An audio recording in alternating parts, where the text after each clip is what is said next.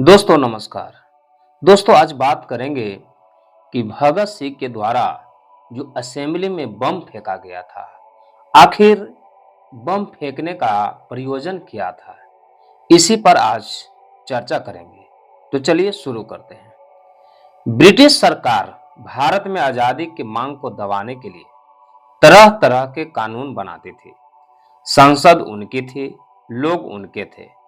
उन कानूनों को पास होने से कोई रोक ही नहीं सकता था। गांधी जी के पास सत्याग्रह का एक बहुत कारगर हथियार था। वह था अंग्रेजों एवं उनके सरपरस्ती में चलने वाले उद्योगों के कामगारों से काम रुकवा देना। अर्थात हड़ताल होने से अंग्रेजों को दो तरफा हानि होती थी। एक तरफ तो उत्पादन कम हो जाता था और आर्थिक दबाव बढ़ जाता था। दूसरे पूरे विश्व में अंग्रेजों द्वारा किए जा रहे जुल्मों का संदेश जाता था। यह ब्रिटिश सरकार के लिए बहुत ही हानिकारक स्थिति होती थी। इस स्थिति के निराकरण के लिए अंग्रेजों ने एक कानून बनाया जिसका नाम रखा गया पब्लिक सेफ्टी बिल।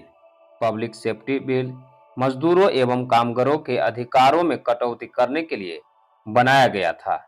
इससे मजदूर किसी भी परिस्थिति में हड़ताल पर नहीं जा सकते थे। साथ ही इस बिल में कई प्रावधान ऐसे भी सम्मिलित किए गए थे जिनसे मजदूरों के मौलिक मानवीय अधिकार भी बाधित होते थे। पब्लिक सेफ्टी बिल के विषय में सुनकर चारों तरफ त्राही त्राही मच गई। मजदूर वर्ग अपने भविष्य को लेकर चिंतित हो उठा। यह बिल मजदूरों के पेट भरने तथा तन ढकने के मौलिक अधिकारों को भी छीन लेना चाहता था। यह बिल 9 अप्रैल 1929 को असेंबली में पेश होना था और यह तय था कि यह बिल पास हो जाएगा। कांग्रेस भी अपने तरीके से इसका विरोध कर रही थी। गांधी जी ने इस बिल के विरोध में अनशन करने की चेतावनी भी दी, परंतु किसी भी हालत में अंग्रेज सरकार इस बिल को रोकने के लिए तैयार नहीं थी। मजदूर संगठन अपने भविष्य को लेकर चिंतित थे और इस बिल का पुरजोर विरोध कर रहे थे। क्रांतिकारियों ने भी इस बिल का विरोध करने का निश्चय किया। आजाद की राय थी कि उसी दिन असेंबली के चारों तरफ कुछ बम लगाकर उसे उड़ा दिया जाए।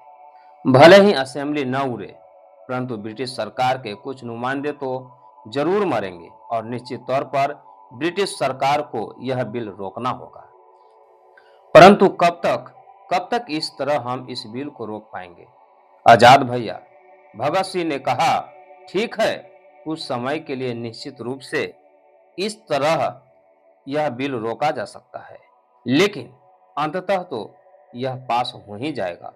और फिर आप यह क्यों नहीं सोचते हैं कि इसके बाद ब्रिटिश सरकार क्रांतिकारियों बल्कि आम जनता तक का जीना हराम कर देगी। कितने ही बेगुनाहों को ब्रिटिश सरकार के प्रतिशोध का सामना करना होगा। क्षमा कीजिए आजाद भैया, परंतु यह रास्ता उचित नहीं होगा। परंतु भगत, हमें इस बिल का विरोध तो करना है न भाई। और इस बिल के विरोध में दल असेंबली से बाहर कुछ करेंगे तो यह बिल नहीं रुकेगा। करना तो हमें असेंबली में ही कुछ होगा। अब सवाल यह है कि क्या करना होगा। मैंने अपनी राय तुम लोगों के सामने रख दी है। अब यह तुम लोगों को सोचना है कि क्या करना है। आजाद ने कहा, आजाद भैया, हमें गांधी जी के मार्ग में अपना मार्ग जोड़ देना है। यही सबसे शाश्वत एवं सार्थक तरीका होगा। इस बिल को रोकने का भगत का चेहरा भी पूरी तरह गंभीर था। क्या कई लोगों के मुंह से एक साथ निकला, परंतु ऐसा कैसे संभव है? गांधी जी का मार्ग अहिंसा का मार्ग है। वे विरोध का नहीं, मांग का समर्थन करते हैं। भगत सिंह, हम क्रांतिकारी अचानक ही उस मार्ग पर कैसे जा सकते हैं? आजाद ने कहा, गांधी जी सिर्फ एक भूल करते हैं। वे अपनी अहिंसा को इतना कमजोर व लचर रूप में प्रस्तुत करते हैं कि उसकी न्यायपूर्ण मांग भी याचना बनकर रह जाती है। परंतु हम ऐसा नहीं करेंगे। हम अपनी मांग पूरे सशक्त ढंग से अंग्रेजों के सामने रखेंगे। हम याचना नहीं करेंगे, बल्कि अंग्रेजों को यह बताएंगे कि हम हिंसा प्रिय नहीं हैं। हिंसा करने को वे ही हमें विवश करते हैं, भगत सिंह ने कहा। परंतु कैसे? अपनी योजना स्पष्ट करो भगत। आजाद के चेहरे पर उलझन थी। हम असेंबली हॉल में बम फेंकेंगे, परंतु ऐसा बम जिससे कोई हताहत न हो, किसी को उंगली तक न छिले, परंतु धमाका जोरों का हो। इतना जोर का धमाका कि भारत से लेकर इंग्लैंड तक यह अंग्रेजी सरकार थर्रा जाए। इसी के साथ हम वह क्रांतिकारियों के उद्देश्य से संबंधित पर्चे फेंकेंगे, ताकि अंग्रेज उन्हें पढ़े और हमारे उद्देश्य की गहराई तक पहुंचे। निश्चित रूप से यह कार्य असेंबली में नई बहस का आधार बन जाएगा और यह बिल तत्कालिक तौर पर अंग्रेजों को रोकना होगा। भगत सिंह ने अपनी योजना विस्तृत रूप से पेश की। परंतु बम फेंकने के बाद हम वहां से निकलेंगे कैसे? इतनी देर में तो वहां पुलिस का जमघट लग जाएगा। बम फेंकने वाला वहां से भागेगा नहीं आजाद भैया, बल्कि अपनी गिरफ्तारी देगा और असेंबली से लेकर अदालत तक अंग्रेजों के जुल्मों की गाथा कहेगा। यकीन कीजिए, हमारे इस कार्य से लोगों में एक नई चेतना आएगी। हम क्रांतिकारियों के प्रति उनके दिलों में एक नया विश्वास जन्म लेगा और यही हमारी सबसे बड़ी उपलब्धि होगी। परंतु भगत, गिरफ्तारी के बाद अंग्रेजों के जिन अत्याचारों का सामना उसे करना होगा, उसकी कल्पना भी की है तुमने? अंग्रेज उस व्यक्ति को जीते जी ही मार डालेंगे, बहुत जुल्म करेंगे उस पर। आजाद के चेहरे पर चिंता की लकीरें खींच आई थी। आजाद भैया, अंग्रेजों का जुल्म तो सारे भारत पर हो रहा है। एक हम ही क्या, सारी कौम अंग्रेजों की इस जुल्म का शिकार है और हम तो सिर पर कफन बांध कर निकले हैं। फिर इस जुल्म से क्या डरना? वैसे भी गीता में श्री कृष्ण कहते हैं कि यह शरीर आत्मा नहीं है, यह तो जड़ है। फिर इस जड़ शरीर पर चाहे जो भी हो, हमारा विश्वास मातृभूमि के प्रति, हमारा प्रेम हमें उस जुल्म को सहने की शक्ति देगा। परंतु यह कार्य करेगा कौन? आजाद जैसे भगत की योजना से कुछ सहमत हो रहे थे। एक तो मैं और दूसरा जो भी मेरे साथ आना चाहे। और एक मैं, बटुकेश्वर दत्त ने हाथ उठाकर कहा। नहीं, तुम नहीं भगत, आजाद ने सपाट स्वर में कहा। अंग्रेज सरकार तुम्हें हर कीमत पर फांसी पर लटका देगी और मैं यह बर्दाश्त नहीं कर पाऊंगा। यह जिम्मेदारी किसी और को उठानी होगी। अगर कोई नहीं तो मैं जा सकता हूं, परंतु तुम नहीं। आजाद का स्वर भावावेश में कांप रहा था। आजाद भैया, भगत मुस्कुरा रहे थे। इस सारे कार्यक्रम का सबसे महत्वपूर्ण अंश है अदालत में अपनी बात सही ढंग से रखना। मुझे आपकी योग्यता पर संदेह नहीं है। मैं जानता हूं कि आप अपनी बात उसी तरह और उतने ही बेहतर तरीके से रख सकते हैं जितना कि मैं। परंतु भैया, जो विचार मेरे मस्तिष्क में है, मेरी सोच में है, उन्हें आप कैसे रख पाएंगे? मैं संसार को यह दिखा देना चाहता हूं कि क्रांतिकारी सिर्फ गोली बंदूक नहीं चलाते। हमें हिंसा से प्रेम नहीं है, हमसे हिंसा कराई जाती है और वह हिंसा हमसे कराती है। यह सरकार हमें हिंसक बनने पर विवश करती है। परंतु भगत, आजाद की आवाज में कंपन था।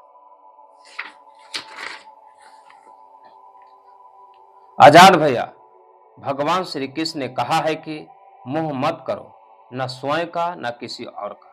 जिसे मरना होगा उसे संसार की कोई भी ताकत, कोई भी शक्ति बचा नहीं सकती।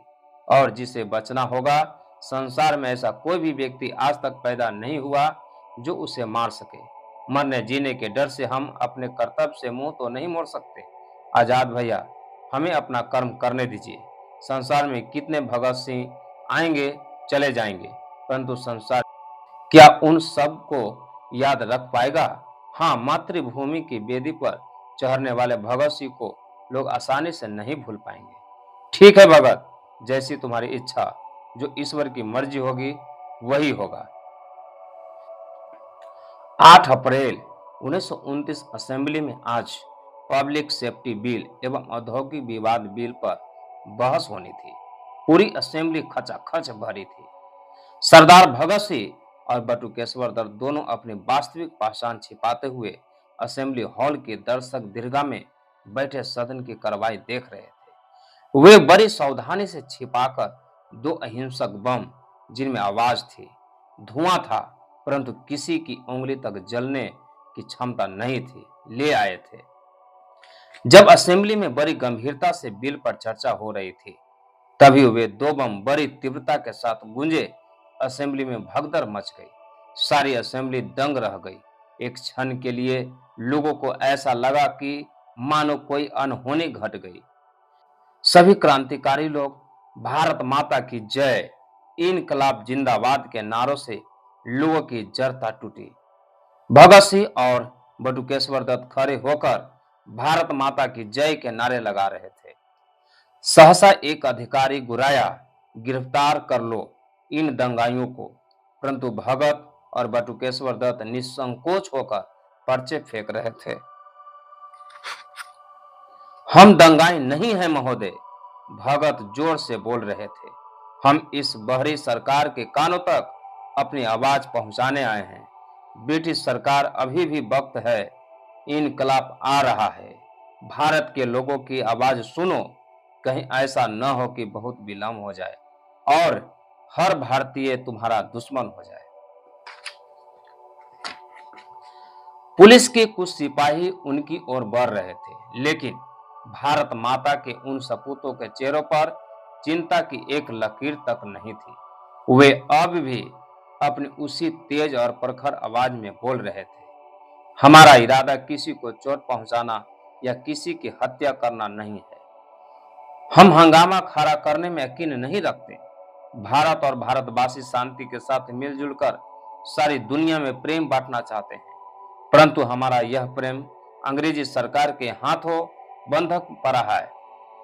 हमारे प्रेम को इनकी नजर में हमारी कायरता समझा जाता है। पुलिस के सिपाही उनके हाथों में हथकड़ियां लगा रहे थे, परंतु आजाद के उन दीवानों के चेहरों पर मुस्कान थी। कोई प्रतिरोध नहीं, कोई इनकार नहीं। वे हथकड़ियां नहीं बल्कि मानव मातृभूमि पर न्यौछावर हो जाने का इनाम प्राप्त कर रहे थे। भगत अभी भी अपनी बुलंद आवाज में असेंबली के सदस्यों को संबोधित कर रहे थे। असेंबली के सदस्यों, कोई भी शासन चाहे जितना भी क्रूर हो, वह गरीब एवं मजलूम जनता का सिर काट सकता है, उसकी जुबान नहीं। इतना याद रखो कि इतिहास एक न एक दिन तुम्हें एक कायर और अत्याचार के रूप में याद रखेगा। अब भी वक्त है, अपने देश लौट जाओ और भारत की जनता को उसका जन्मसिद्ध अधिकार वापस कर दो। लोग ध्यान से भगत सिंह की बात सुन रहे थे। हम सब भारतवासी पब्लिक सेफ्टी बिल का विरोध करते हैं। असेंबली के अधिकांश सदस्य भगत सिंह की बातों से सहमत नजर आ रहे थे। पुलिस उन शेरों को पकड़कर अपने साथ ले गई। उन्होंने स्वेच्छा से स्वयं को पिंजरे में बंद करा लिया था। पुलिस का दमन चक्र एक बार फिर तेज हो गया। पंजाब और उत्तर प्रदेश में जगह जगह छापे मारे जाने लगे। क्रांतिकारी गिरफ्तार किए जाने लगे। कितने ही निर्दोष लोगों को भी सरकार ने जेलों में बंद कर दिया। दुख इस बात का था कि कितने ही प्रमुख क्रांतिकारी भी इस बार पुलिस के हाथों में आ गए, परंतु आजाद ही रहे। उन्होंने बड़ी सफाई से पुलिस को चकमा दे दिया और फरार हो गए। पकड़े गए क्रांतिकारियों के विरुद्ध अदालत में कई मुकदमे चलाए गए। अदालत में भगत सिंह ने कहा, महोदय, हम हिंसा नहीं चाहते। अगर हमें हिंसा प्रिय होती तो आप देखते हैं कि ब्रिटिश सरकार का कोई भी नुमाइंदा असेंबली हॉल से बचकर वापस नहीं जा पाता। महोदय, हम तो आजादी चाहते हैं, मात्र आजादी और कुछ नहीं। यह सरकार अपने कान बंद करके बैठी है। इस धमाके से हमने इस सरकार के बंद कानों को खोलने का प्रयास किया है। मुकदमा चलता रहा। अदालत न्याय के प्रति उदासीन थी। अंग्रेजी सरकार के पिट्ठू न्यायाधीश स्पष्ट रूप से अन्याय कर रहे थे। अंततः भगत सिंह ने अदालत का बहिष्कार कर दिया। उन्होंने स्पष्ट कर दिया कि अदालत चाहे जो भी फैसला कर ले, परंतु मुझे न्याय के सरेआम हत्या होते देख अदालत जाना मंजूर नहीं है। भगत सिंह और उनके क्रांतिकारी साथियों पर कई मुकदमे चलाए गए और आखिरकार ब्रिटिश सरकार ने अपनी मनमानी कर ली और भगत सिंह, राजगुरु एवं सुखदेव को मौत की सजा सुना दी गई। बटुकेश्वर दत्त तथा अन्य क्रांतिकारियों को काले पानी की सजा दी गई।